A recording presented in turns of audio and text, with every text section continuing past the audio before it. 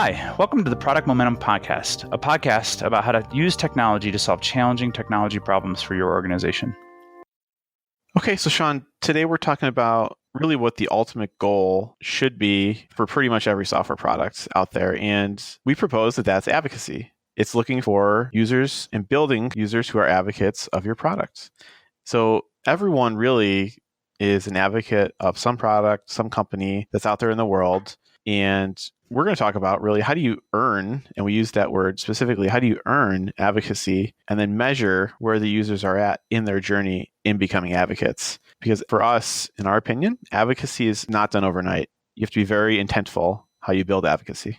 So you could take that one step further, Joe. I mean, advocacy, if you think about it, should be the goal for any business, right? So if we're in business to solve problems for people anyway, maybe not all businesses are, but most of us are, our goal should be to turn every one of those consumers into an advocate. Think about what you get out of that. Someone who's truly an advocate of a product or a service or any business is going to do amazing things for that business. Even if it's B2B, you want the people that buy from you, if they move from one job to another, to bring you with them. You want your customers to talk about you to their friends and family. That's why there's this big play to understand what our customer sentiment's all about. We need to know that we're at least on the path to earning advocacy from our clients. If we're not, what can we do to change that, right? Yeah, totally agree. And, a lot of times when we're speaking with clients or other folks in the industry, they always kind of inherently know that they're trying to do this, but they aren't really able to put their finger on what it is they're trying to do, meaning building advocates. And a lot of companies, they go out and they decide, we're going to start measuring Net Promoter Score. We're going to make that all about what we're doing. And we have our opinions on NPS, but that's okay for them. Ultimately, they're trying to measure advocacy. That's what NPS really is. It just kind of leaves out that whole part about, okay, well, how do you get users to be high scoring in NPS? How do you get them to be advocates? Like, what does that actually look like for us building products to get people up to that level? So there's a simple 3-step model that we like that can help everyone out there gauge where users are at in the journey of becoming advocates. So do you want to go ahead and break that down for us, and then we can deep dive into each step?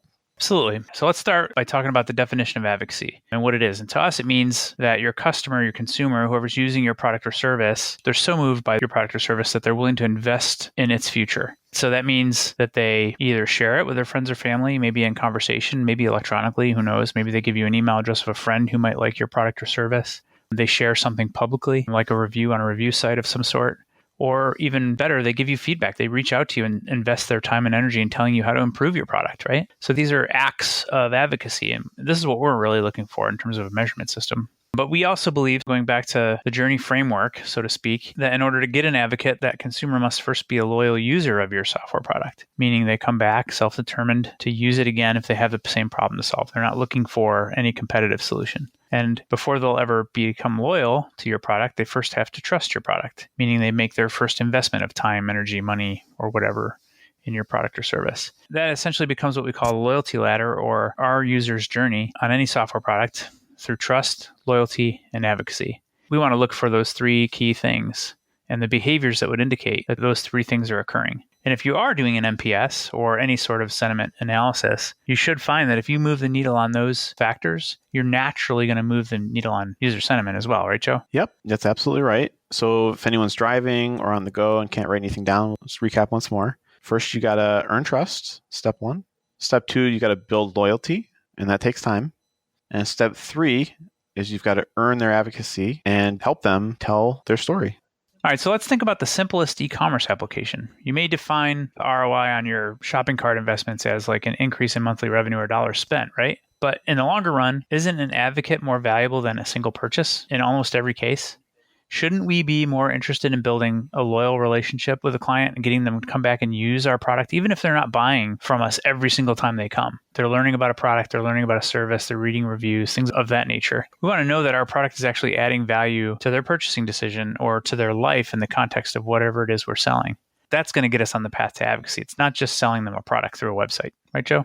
Yes. For example, if a customer refers 5 friends to us, we know that's more valuable than a single purchase. That's just common sense. So no matter how you're measuring ROI, advocacy fits into that measurement somehow. Imagine if you had a way to measure that. What would that mean for your product? If everybody on your team was building your products to target advocacy versus whatever hardcore business metric you had in place before, I just think you'll get a better product at the end of the day. You're working to build a 100-year relationship with a consumer versus working to make a sale or trick them into buying something or signing up for your newsletter. Right? It's similar to the software to vendor relationship, right? Traditionally, companies don't hire vendors to produce software products. They think they do. They reach out to a software vendor with a pile of money and they say, hey, we want all these features built into our software product. But the reality is they're going to be more successful if they hire their software vendor to create advocates for them, right? From as many of their users as possible, but they don't.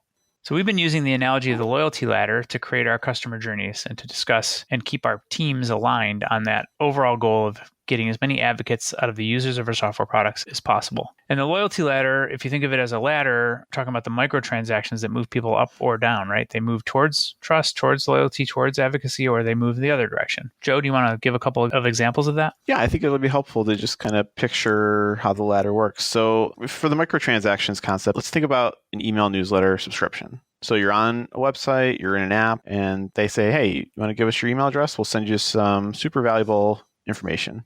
So you think, okay, well, they seem all right. I'm on this website. It seems good. It seems legit. Maybe it's helpful. I don't see any red flags. I'll give them my email address. So you sign up and you get a nice success message. So you have an expectation now. So you took a step up the loyalty ladder. You're not at loyalty yet, but you're heading in the right direction. And so eventually you check your email and you get the first newsletter. You read it and you see a link that looks useful. So you click it and 404 page. This page does not exist. Broken link.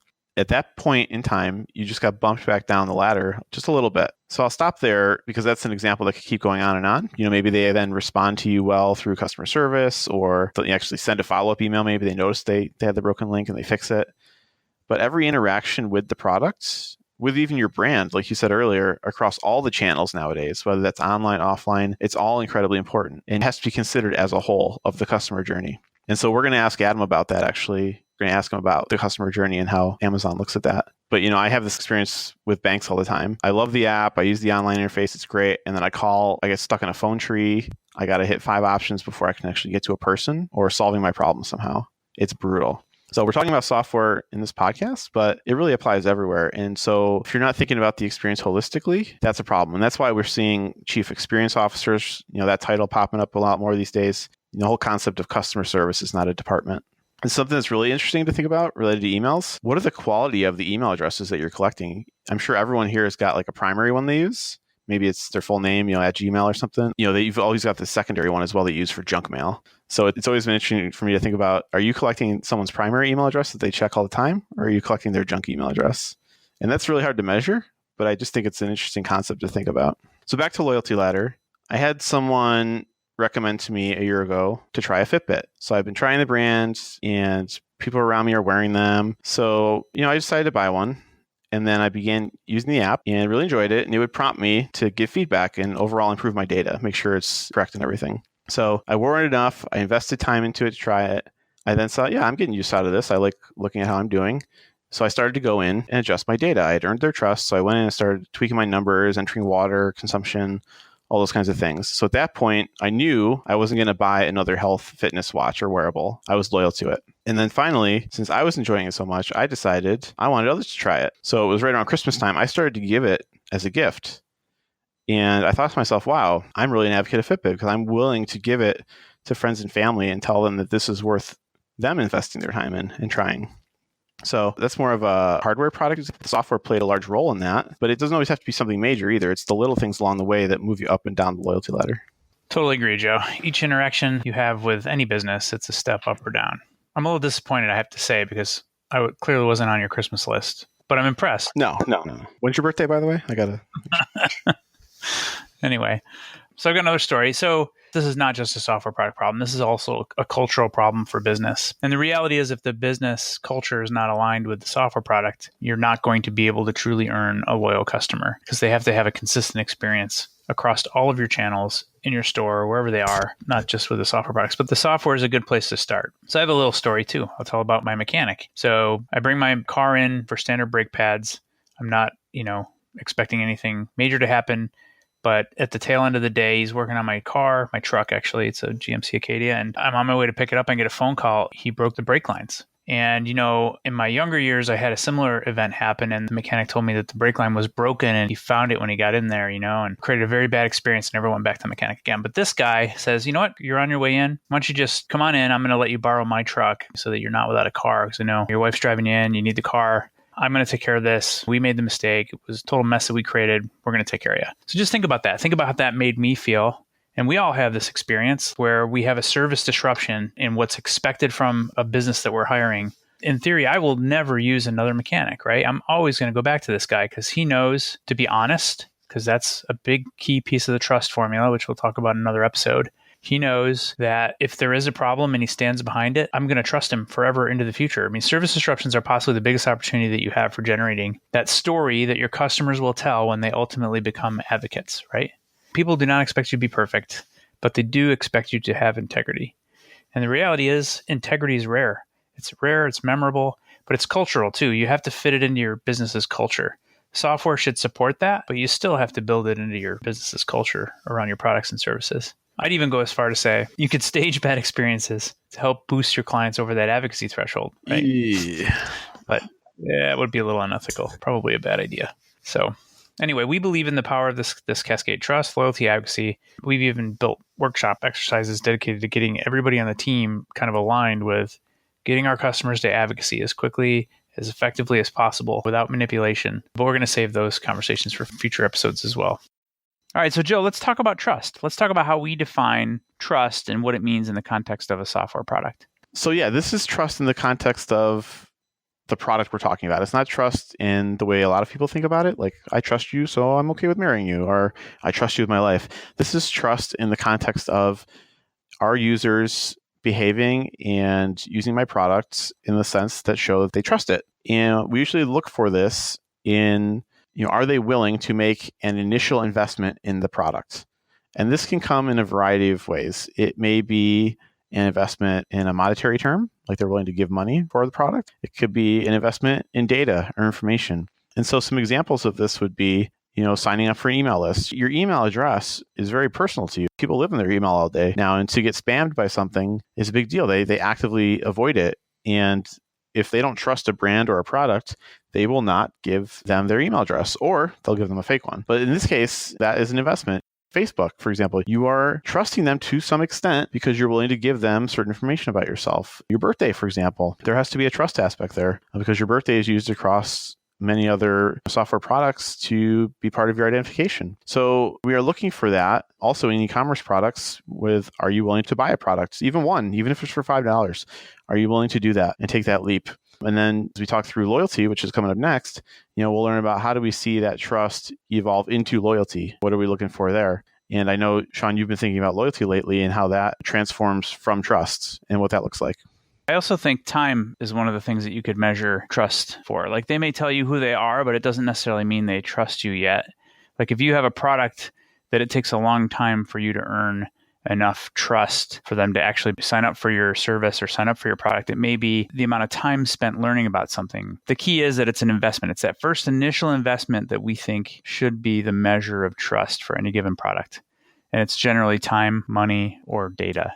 On the loyalty side, I think it's a little more complicated and a little more simple at the same time. When I say that, I mean, it's a little more complicated because it's so different for every different product. Daily active users, for example, is one of the measures that Facebook looks at for loyalty. And for other things like online research portals, they often use a monthly active usage metric of some sort. But it's more complicated because you have to figure out what is the appropriate, regular expected usage from that particular user that would indicate that we think they're loyal. You may have to measure it over time and try to figure out what we think that expected usage is. And every software product is different. So you have to figure out, like, how often would we expect them to come back and reuse our service to indicate that they are loyal users. Again, our definition of loyalty means they come back to our product and use it again because they want to, self-determined, not because they have to use it, because we're forcing them in order for them to get some discount or something manipulative down the road. But they're coming back to use our product because they choose to.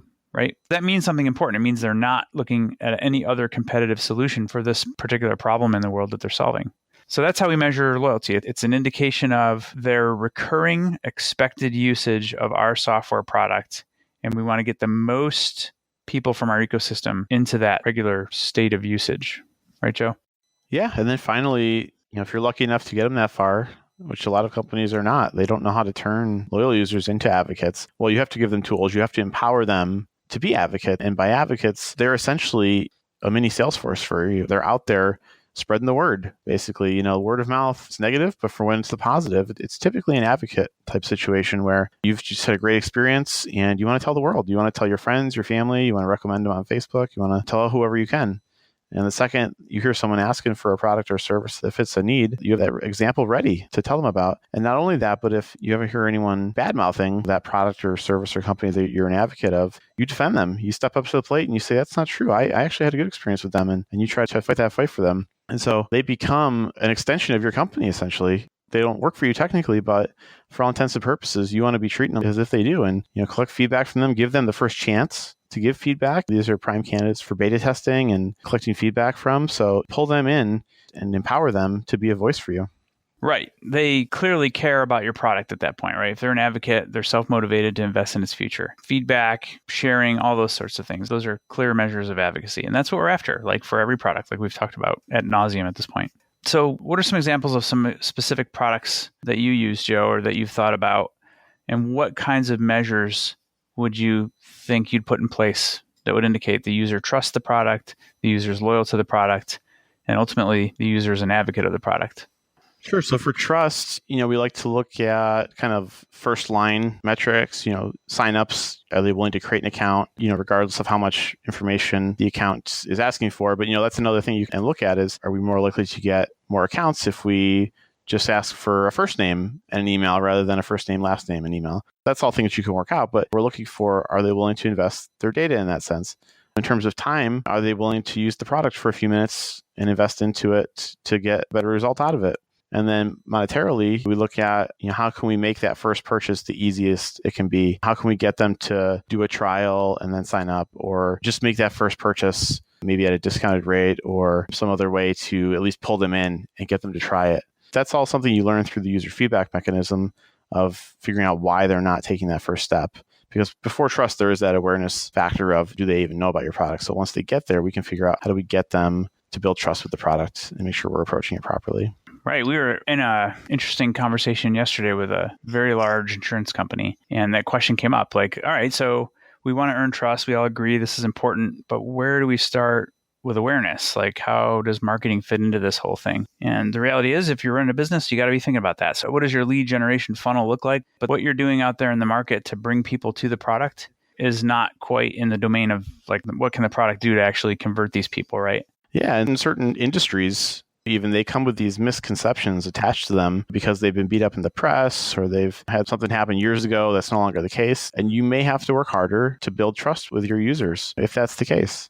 Right. But I think it's really important to distinguish the difference between marketing and when you get that customer to your product, actually earning trust with the product. Mm-hmm. We're doing sales pitches. We hear there's maybe a competitor to us, but they're better at SEO or they're better at this or that. We say, it's important. You got to get people to your product. But once you get them there, the experience and how you move them into being advocates is even more important.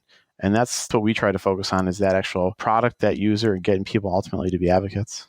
Right. So let's talk about incentives and paying people to become advocates, right? A lot of companies are doing this these days. It's like, here's $5 if you refer a friend in. We'll give you free product for a month if you sign up 5 of your friends to do this multi-level marketing stuff.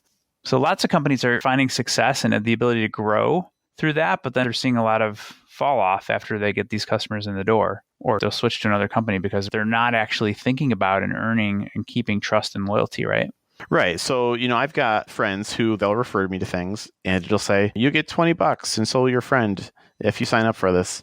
And the first thought I get is, well, my friend didn't really refer this because they think this is a good fit for me. They just want the $20. Or the free product, right? Exactly.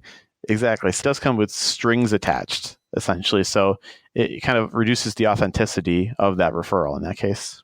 Yeah. And I think that's where there's a key distinction between what's marketing and what's actually building trust with a consumer.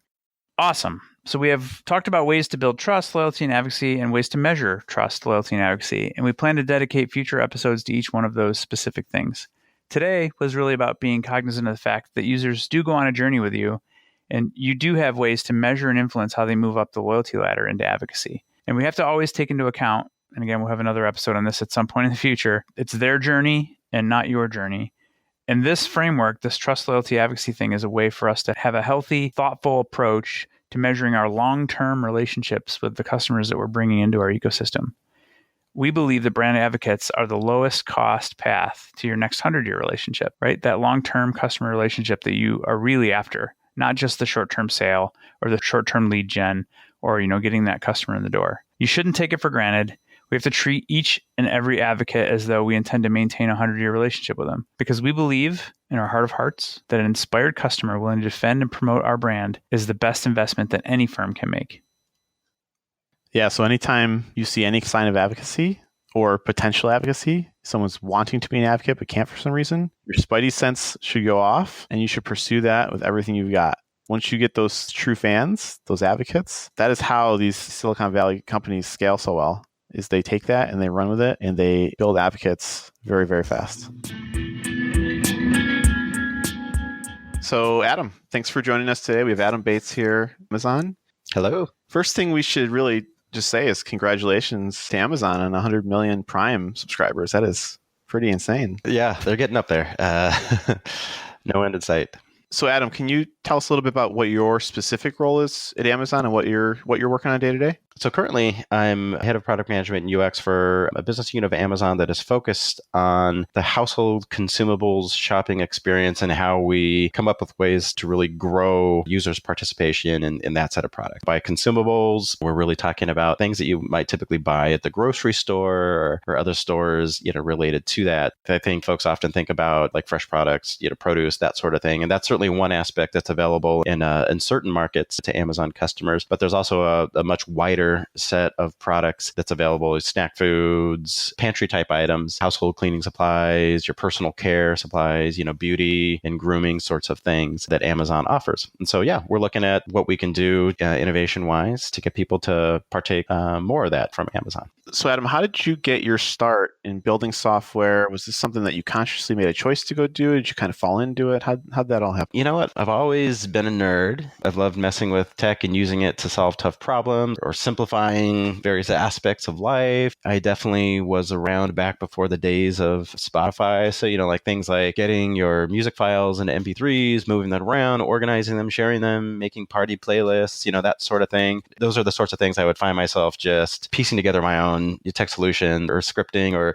doing things to just make that optimal. So, even before it became my profession, I've always found myself doing things like that. I think in general, I love creating experiences that transform how we live and work. I love diving into new domains and, getting in the minds of the users, understanding what's really, truly important to them, things they don't even know how to ask for. And then with that sort of clarity in mind about what you can make their lives, then from that, designing, building, and refining products that continually blow their mind in terms of what they do for them. Cool. So, Sean, in our episode today, we've been talking about trust and loyalty and advocacy and how we build that. And everyone thinks about Amazon as one of their favorite products typically. And there's a lot of hard work. That is not an overnight success. And we wanted to start to hear firsthand how they make that happen. Yeah. So Adam, you guys arguably one of the best business models in the world out there in terms of earning advocacy from your users. You guys have figured it out. I mean, you guys have so many great things going on. I know you have a corner of the Amazon world that you're responsible for, but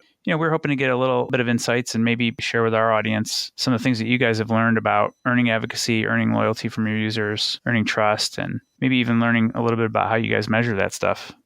Yeah, absolutely. It's critical, Sean. I think that's one of the things that Jeff has really emphasized, even from the early days in the 90s there. It's like, hey, put the customer first, build that trust and maintain it, protect it at all costs. And, that's really endured today. Every team, every person working on it really has this drilled in and is focused on, first and foremost, protecting that trust. And I think that's really how Amazon's been so successful at building that loyalty. Certainly shows in your results. So you're familiar with the loyalty ladder, right? Yeah. I've heard you talk through it before. So the goal is to earn advocacy. And if everything we do is kind of lined up with that, there's things that you have to do to get to that point, right? So one of those things is loyalty, which we believe means they're using your product when they have that problem to solve. They're not even searching for a competitor, right? They just solve this problem. I'm going to your product. And before that ever occurs, you have to have trust. And you just hit the nail on the head there with the Bezos strategy around making sure no matter what we do, we never fracture trust, right? We always take care of the customer. So when you think about your individual products, how do you guys measure? Like, what do you consider KPIs? How do you measure those things? I think there's a lot of ways to look at measurement. There's certainly the business outcomes we're looking to get, but that always translates to some CX outcomes, some customer experience outcomes. And I think every undertaking we've got has that defined very early in the process, so that when we're pulling in the broader team, everyone knows, hey, what behaviors we're going to look at, what cues from our customers we're going to look at that are telling us that we've hit success. We can get into a few specific examples now or later in the discussion that show you some of the specific instances of this. Yeah, we can definitely do that. So how do you actually use metrics? Typical kind of question is, what's your day look like? What's a typical day look like for you? So how are you looking at metrics on a day-to-day basis, or keeping in tune with them, frequently with what the customers are doing? Sure. Well, every project has, what I call a product release scorecard. So, we're always releasing, and each release has some objective in it, whether it's a CX change that's intended to drive more add to cart or to generate more subcategories shopped, or whether it's behind the scenes technical improvement that's designed to adjust latency in the experience so our customers are getting a more speedy response. Every release has those. So we've got dashboards set up for each of our products that has these metrics in it. So every day it's one of the first things I look at. It's like, all right, how are these changes trending? Some of these are hard to see from a day-to-day perspective. You really need to get a trend over, a week or longer. It's basically woven into to every release plan in our daily routine. So Adam, just piggybacking off of that, a lot of customers, kind of a fad out there is Net Promoter Score. That tends to lean more towards advocacy because the whole idea of the question is, would you recommend this to a family member or a friend? What is your opinion on Net Promoter Score? Well, I think one thing that is undeniable is that you need some form of sentiment measure. But, sentiment measure alone is not enough. You've also got to have a large scale behavioral measurement to go right alongside that. You need both. We're talking about loyalty here, but speaking of product loyalty, I'm a big advocate of Carrie Rodden's Heart Metrics framework that she put together while she was at Google. It's a framework for defining metrics to measure your UX. You've got behaviors or things that you think about looking at, and you put measures in place very intentionally, things like task completion rates, error rates, adoption, retention figures. These are all bread and butter. But, I find that they're incomplete if you don't know how your users are actually feeling about your service. So I tend to start with behavioral first, but a sentiment measure is the best way to find gaps in those behaviors that you're measuring or how you're interpreting them, and to verify that what you think of as success in your behavioral metrics actually translates into user happiness. So NPS is one way to capture that. And I found that it can be very effective if there's close alignment between your overall product and service and the specific sentiment that you're looking to measure. And, one specific example might be, say, Google's inbox product. It's something that a lot of people use and are familiar with. Now, the vast majority of a user's impression of that product come from a narrow set of experiences, a feature set that's well bundled and contained within something that they clearly understand as inbox, and they don't confuse with adjacent Google products. Now, if you pop an NPS survey there routinely, you can get a pretty good confidence that longitudinally, you're understanding the effects of feature service changes to sentiment. However, take a very different example. Prior to Amazon, I worked for a company called Paychex, and they had a broad suite of service and product offerings, a mix of technology and live service. And we found that it was very difficult to isolate user sentiment of the tech products from their sentiment of the live experiences they had with service givers. So to capture the sentiment on the digital experiences we were creating, we had to turn to other means. One thing that we used were micro questions, placed in the context at the moment of usage. For example, hey, how satisfied are you with this new feature, scale of 1 to 5, so that we're sure that we're getting input that's really tied to the sentiment that we're looking to measure. Another method I've used with success and that provides much more nuanced sentiment quantification is UEQ, the user experience questionnaire. It's basically a series of questions that users can go through on their own, and it's designed to get quick top of mind responses on things like how intuitive is a product, how attractive is it, how innovative does it feel, so it goes a bit deeper than simply what would you recommend it. Now the trade-off is that it's multiple questions. So it's designed and its instructions state clearly that respondents should respond to the questions quickly with the first thought that comes to them. So it doesn't actually take long to finish. But, when you go from one question, like in an NPS survey, to several, you're limited in terms of when you can present it. But again, that said, clear feedback on sentiment around, some of those things I mentioned: attractiveness, intuitiveness, ease of task completion, dependability. Is it exciting to use, et cetera.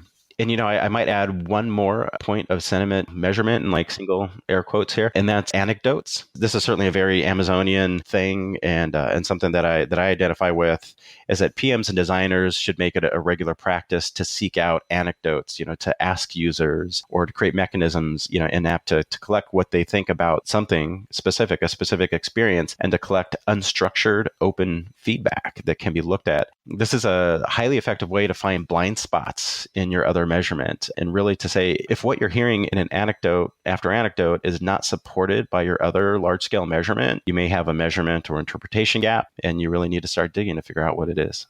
Awesome. And for anyone who doesn't know, HEART is an acronym, and it stands for happiness, engagement, adoption, retention, and task success. And we'll put a link to that in the show notes. I was at a conference recently, and they were talking about how do we measure our software experience, or how do we measure it across all our channels? Because in the loyalty ladder, we talk about moving people up and down the ladder, but moving up and down the ladder can also be online and offline, because you could have a great online experience, but then have a terrible experience when you call into customer service. So measuring across, it matters. It's great to pinpoint the experience metrics, but you can also use that feedback from the customers. I love your online product, but my God, I try so hard not to call in and avoid that. It's kind of the whole customer service is not a department philosophy. Mm-hmm. To looking for feedback everywhere. So that's awesome. Yeah, exactly. So that NPS can be good to give you the big overview of your service and where to dig from there. And then if you're looking for more focused feedback on aspects of that service, that's where some of these other ways of measuring that sentiment could come in handy. Cool. Just out of curiosity, I've often heard, so NPS measures what they might do in the future, right? So this is what their sentiment is around what they might do in the future. I've heard a lot of arguments about it being also interruptive, right? So the only way to really capture it is to interrupt your consumer in whatever they're doing to collect that feedback. What are your thoughts on that? It's certainly a balance. You need feedback, but yeah, it's certainly possible to nag users too much to the point where they get annoyed. There's a variety of ways to present, when you get that feedback. There's times where users can choose when they give it, if you're delivering it via email or some other notification, mechanism to trigger that. If you're going to a mode where you're collecting that like in the midst of an experience, you've certainly got to be mindful of how you're doing that. I think the days of, these interstitials that take over your experience and try to get you to dive in and fill out the survey are probably gone. That's probably a little too disruptive. But, you see any number of experiences now that raise it in a bit more subtle way, a more diminutive way that makes it feel less imposing, less interruptive. And personally, with those sorts of mechanisms, my teams have had good success with upping our participation rate in the surveys. So you had also talked about culture, sort of, and how you have to it can't just be the whole service side of the business and the whole touch point, the human aspects of the business. How do you implement those sorts of, or is it something that you're even responsible for thinking about? How do you implement those cultural changes, or how do you use the data that you get in context to make impact on the cultural changes in the organization? Is that something that you have had any experience with? I think in talking about, some of the reasons for these measures and large scale quantification, whether it's of behavior or of sentiment, not only to direct you and your teams in terms of what strategy and adjustments you're going to make or innovations you're going to go after, but also in influencing, other partners. Obviously, Amazon is a very large organization, and each business unit, each team, has their priorities, the things that they're focused on. The best way to influence those priorities, to affect a much larger change, is with data. I think that's one thing that Amazon really values. It's like, hey, put the customer first, do what's right for the customer. But in explaining what's right for the customer, you've really got to come to the table with some data that supports that. So I think it's pretty much expected that you're going to come with a data-backed case to support your viewpoint of what's best for the customer. Very cool. So just for our audience, if they're newer to metrics and they're new to these kinds of concepts, let's go back to your earlier offer of, what are a couple metrics that maybe are piquing your interest right now that you're looking at, or maybe were quite surprising the way the feedback came back? How are you using that to make a couple of different decisions now? So Joe, yeah, you were asking about, hey, some of the metrics that we're looking at recently, perhaps even tied to loyalty. How do we measure loyalty? Now, typically, in general, the best metric, for this is a retention metric, and these can come in various forms. You're typically looking at this for specific cohorts. So customers that first started using the product during a certain window of time on a specific version of your software, or maybe tied to a specific campaign that brought them in and made them customers. It's the sort of metric that can lose meaning if it's too highly aggregated.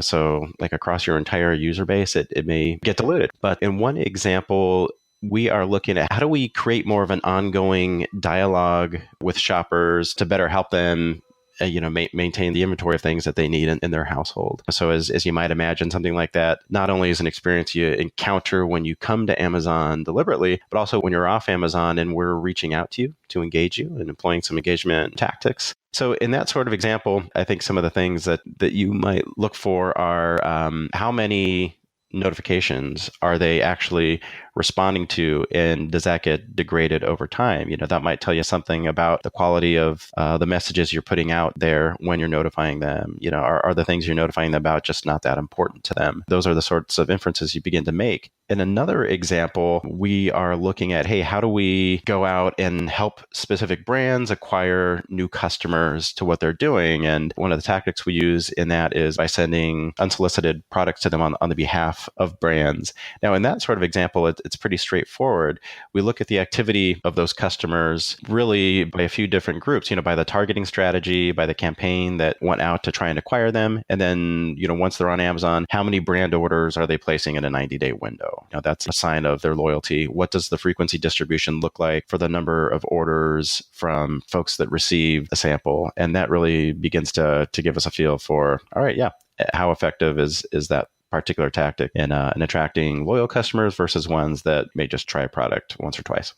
Yeah, that's awesome. So what do you typically see it takes to earn someone's trust to order something like that maybe they used to get from the grocery store, but to start to get it from Amazon? Great question. And it's something that a lot of people look at here. Some things that are probably, pretty intuitive when it comes to people's tendencies to buy these sorts of products online versus at the physical store. I think some of the things that we see, from users is I'm already at a physical store. It's easy for me to, to just throw this in my cart, or I ran out of this and I need this right now. Maybe I don't have Prime Now available in my market, so I can't wait a day or two for Amazon to send it to me. So I'm going to go down to the store to use it. So I think two of the big things that come out of that are, one, how do we make our customers more aware that Amazon carries these things in addition to books and electronic and other things that they might traditionally turn to us for? And then two, how do we help them with that problem of not running out of things? Hey, are there things that we can do to help them more intelligently, manage their household inventory and keep them out of those situations where they've got no choice but to drive down to the store and pick some stuff up? So,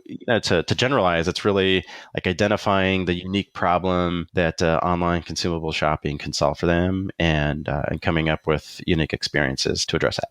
It's such an important problem because if you really think about it, this is real problems for families, running out of core household items, maybe for their kids, or really reducing stress day to day. I know there's things that we run out of all the time, and it's like if we were just a little more proactive of knowing we were going to run out of them, it would save us a lot of time and stress. All right, so let's switch gears a little bit. Ask some questions that are related to the topic, but a little off of Amazon. What other software products in the world are you personally an advocate of, and why? I think the examples that come to mind, Sean, are a combination of software product and sort of physical experience. One I recently used was called Bird. It's an on-demand electric scooter service that was recently piloted in the Santa Monica, Venice Beach area. I think San Diego as well. I'm a huge advocate of it now, a big fan of them. I like to tell anyone that'll listen. It's fun because they created a whole new fun way to get around a community. Basically, it's so easy to sign up, easy to find a scooter, either with the app's map geo feature or just by walking around like Venice Beach, because they've invested in ample like scooter inventory and have these things spread out like all up and down the coastal neighborhood there. And the nice thing about it too is like when you're done using the scooter, you can just leave it wherever. Combination of an app experience that just makes it so simple, and then the physical experience that's blended pretty seamlessly with that. Oh, that is a very cool idea. I can't wait to try that out. Are they in other cities now or just Southern California? They just landed a huge funding round. I forget exactly how much and who led that, but their plan is to rapidly expand from there. Another thing, just kind of being a product guy and whatnot, the scrappy way that they put together that pilot, how quickly they executed it, and how quickly they are going from that pilot to expansion is amazing. I think they really did this in a manner of 90 days or something like that. I really have got a lot of admiration for doing something on that scale and being able to move so quickly from it. That seems to be the way of the world these days. Yeah. Got to keep going faster, right? Faster and faster. Yeah. I'm a Fitbit Ionic advocate. So that's their first foray into smartwatches in addition to fitness tracker. I got to admit, it's probably not the most aesthetically pleasing watch that's out there, but man, they really solved a problem I had with my iWatch. And that's that the battery lasts the whole week, and it's still got GPS. It's got the ability to stream music without my phone from services other than Apple Music. It's a very fitness focused smartwatch. So, I like that they're taking their experience in the fitness focus and branching out into a smartwatch that really matches with that lifestyle. Doesn't make me carry a charger around with me, even for a day or two business trip. So I recommend checking that one out. Neat. I've had a Blaze for quite a while. So I've been looking at the Ionic as a stretch into the more smartphone functionality and features. So good.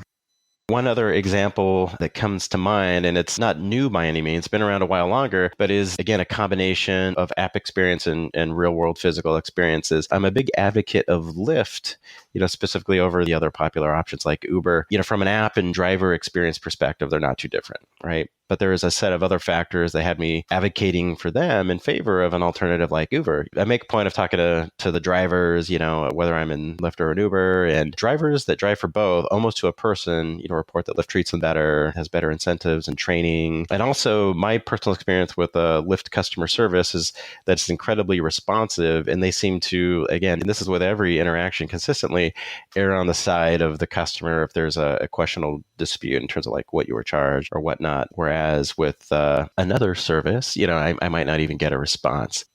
So that's all there. I won't even go into the management cultural issues that were popularized, over the last year. I think that goes back to what we were talking about earlier. The culture is just as important as the software product. And if you don't have a way to give the company that feedback and create a circular loop and really make sure that the culture is also creating loyalty, is building trust, is earning advocacy. Yeah. Lyft has clearly figured that out. I've had very similar experiences and have pretty much exclusively switched my preferred ride sharing service over to that. And again, it is largely because, they've changed the market. That whole ride sharing thing has changed the market for personal transportation in so many ways. But the culture is just as important as the quality of the software products for sure.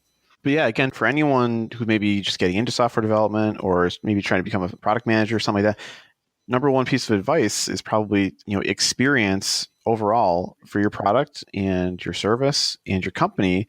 Experience at every level is what's winning the customer battle these days. And, something I've been wanting to ask you, Adam, is what do you think is the most single reason products fail, and what can be done to avoid that? I think the single biggest problem with product failure is focus on the part of the team that's building that product. A brilliant idea of this innovative business model, but having so many moving pieces and complexities that, you've really got to align assumptions stacked on top of assumptions, to get this thing to work. So for someone that's leading a product, it's like, hey, make sure you've got crystal clear focus on what problem you're trying to solve with that product for your customers and for your business. And you really kind of take that, hey, what's the one thing we could do with this product, this week, this month, this quarter, this year, such that everything else that we might have to do is easier or maybe even unnecessary. And man, I find myself quoting from a book I'm an advocate of here in that. But, I think that's critically important, and teams that don't have that focus are spreading their attention and their time too thin. I also find that for teams that don't have that clear focus from leadership, the individual participants on the team building that product, they may be the most genuine, most skilled folks, but if they don't have clear focus, what they're seeing as the priority for the team could be vastly different from the other parts of the team. You may have your software lead's head in one space while your design lead's head is in another, and you may not be running in the same direction. I've found that when teams can focus, get on the same page, be very specific and clear about what success means, that the results you get from that, have a much higher probability of making the impact you want. All right. So I got a question for you. What do you think is the next industry that's most ripe for disruption through experience? I think medical care is one that if you know anyone that is anything but 100% healthy, you're acutely aware of just how difficult it is to find quality providers, get them to listen to you, and have some structure around the programs that they're putting together for you. And if your care spans multiple providers, which it usually does, again, if you're anything but 100% healthy, getting those providers to coordinate, collaborate, look at each other's work, and come up with something cogent for you is a huge problem. So just because of some personal experiences, that's a big one. It's huge, right? And not just from a monetary perspective, but man, talk about how you could change someone's life that's dealing with chronic issues or issues that are really hard to diagnose. Several friends or family members that have been dealing with issues over years still don't have clarity on like what the path to the happiest life is when it comes to their health. So I think from a customer problem perspective and from a business opportunity perspective, just so in need of disruption there. And I think there's a number of services that are starting to attack it, particularly in some of the metro areas, but I'm very excited to see what can be done there. Yeah, my theory is that because this is probably the way it needed to evolve, but the healthcare system, everything about the healthcare system is focused so intensely on the health event, right? You have a health event, and everything is engineered to solve that health event. The staff is trained, the culture is built, the facilities and the tools are all built just to manage you through that event. And they don't really take into context the fact that we're human beings, we're born and we live a life, and we're going to die someday, but hopefully way out in the future. And really where we need the most help in healthcare and in our health is in all those in-between spaces, in between when we have health events that the systems are set up to support. Yeah. The first one that figures that out is going to be the one that wins the game, I'm sure. It's got to be about putting the patient and their life at the center and not the health event. And only to the degree at which the health events have to be solved for patients, we have to change how the entire system is structured. It's a big change, but it's probably the most ripe industry. Looks like Amazon's getting into that space now, That's not one right? in terms of details that I'm really in a position to talk about. But, from the inside view, in terms of the way that they attack these sorts of problems, I certainly am excited to see what we'll do. Fascinating. So you alluded to a book earlier that you quote from a lot. What was that book? Do you give it out as a gift? Do you give it to your team? I think the book has been around for a little while, at least. It recently came into my sphere, and I'm totally caveating it here because it's one of those books that I think has a lot of kind of fluffy marketing kind of speak to it, but is still absolutely worth reading because focus is still such a problem. It's a book called The One Thing by Gary Keller. And it gives some very practical ways to achieve focus, all the way from long-term strategic planning to what you're going to be working on today to make those long-term plans come to be. Again, some very practical, teachable, ways to align groups of people to think in this focused manner. So yeah, it's one I definitely advocate and say it's worth sticking through some of the fluffier parts. Yeah, we'll put that in the show notes as well. But, again, just to talk about focus again and how it relates back to our lives in software, we see our Scrum teams trying to fix their problems through retrospectives, not trying to tackle their problems all at once, but one by one, focusing on that. And then in the product world, we see a lot of our clients or customers, maybe they're great at getting customers, but they're not great at keeping them, the retention, the loyalty part of it. So I'm going to check out that book and maybe give it out as a gift this Christmas. So thank you. Yeah, no worries. To get a customer experience right, like holistically throughout the entire phases of a customer journey is hard. It's not something you can spend a week figuring out and then ship and then you're done. Things come up and you've got to respond to them. And it can often take a lot of time from, the principal members of your team to figure out like, hey, why is this a problem? Plus, then figuring out what you do about it. So that's why the clarity and focus from a product leader is so vital. How many different areas are you asking your team to spread their attention across? The more aspects of your strategy or the more diluted that your focus is, the more distinct problem areas come up. And then you just don't have the time to give the quality of thought into them. And so what comes out the other end is oftentimes not a great experience. It's a quote by Ron Swanson from Parks and Recreation. You can half-ass two things or whole-ass one thing. Sage advice. So I'm curious, Adam, how do you guys handle customer journeys and customer journey mapping? Because obviously, as you deploy things, you learn the customer's journey is their journey. It's not your journey. We tend to think that our customers will follow this pretty little path to get things done in the context of our software products, but the reality is their lives are complicated. They're busy. So how do you guys handle mapping and keeping those journeys updated? Yeah, I think there's a few primary ways to look at it. The first one I think kind of map, well to the loyalty ladder concept, Sean, that you've talked about before here. These are the phases the customers go through with you over time. They're researching product or a solution to use. They become a new customer. They become a repeat user. They go through a stage where they deepen their usage and are using more of your service, not just in a repeated fashion, but in a broader fashion. And then, as you mentioned, they advocate, which can happen along that journey. And also, generally, there are users that don't follow that happy path. So I look to make sure that we not only understand those phases, but understand, why users aren't following what we think the natural progression is, find out why that's occurring and to make the most of it. And then I think once you've got a good handle on that overarching framework, you find that overarching framework does not change routinely. Like if you've got a good understanding of your customers, at that level, you kind of understand those major phases. So you spend a lot of time looking at the subjourneys that transition them from one phase to another and what really affects those changes. What are those inflection points that happen with them, and then how do you improve those? Then, of course, you can get more micro. What are the individual tasks within each phase and the steps with each? And that's where you really, start to get some nuanced behavioral metric that show how you're doing on that. As you optimize there, you're then kind of bubbling up and helping speed the transition from some of those more macro phases.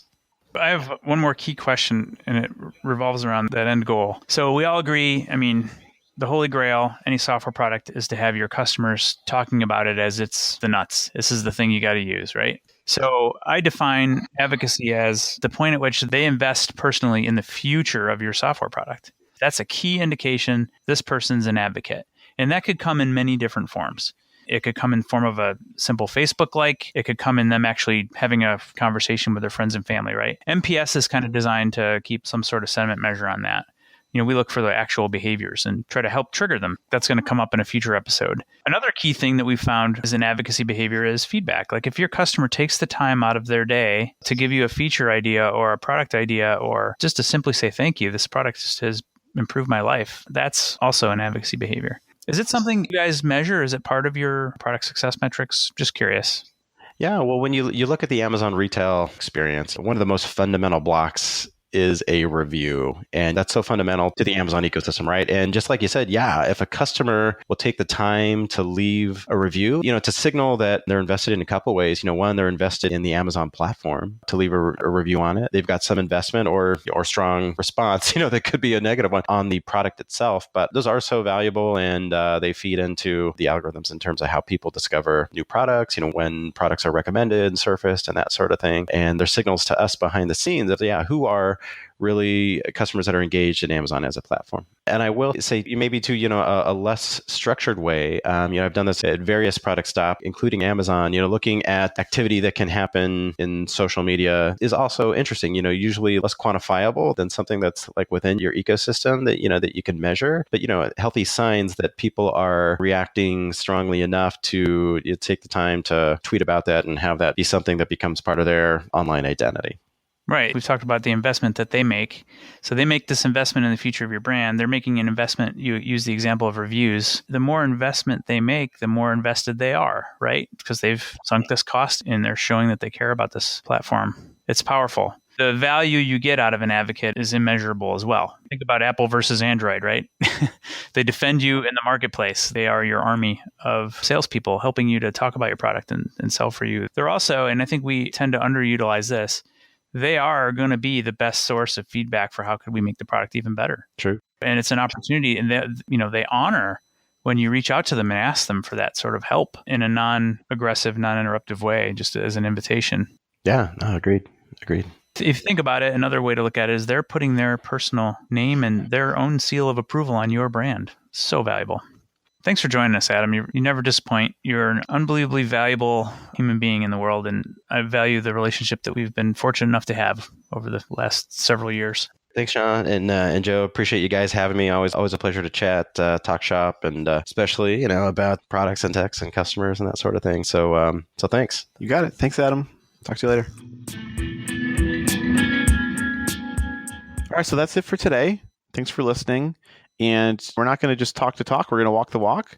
So we would love if you go into your podcast products and leave us a review. Sean and I guarantee and are committed to reading absolutely every piece of feedback we get there. And not only that, but you're helping other listeners by getting that feedback in there. It helps us move up the search rankings so that other people can find the episodes. So thank you, everyone.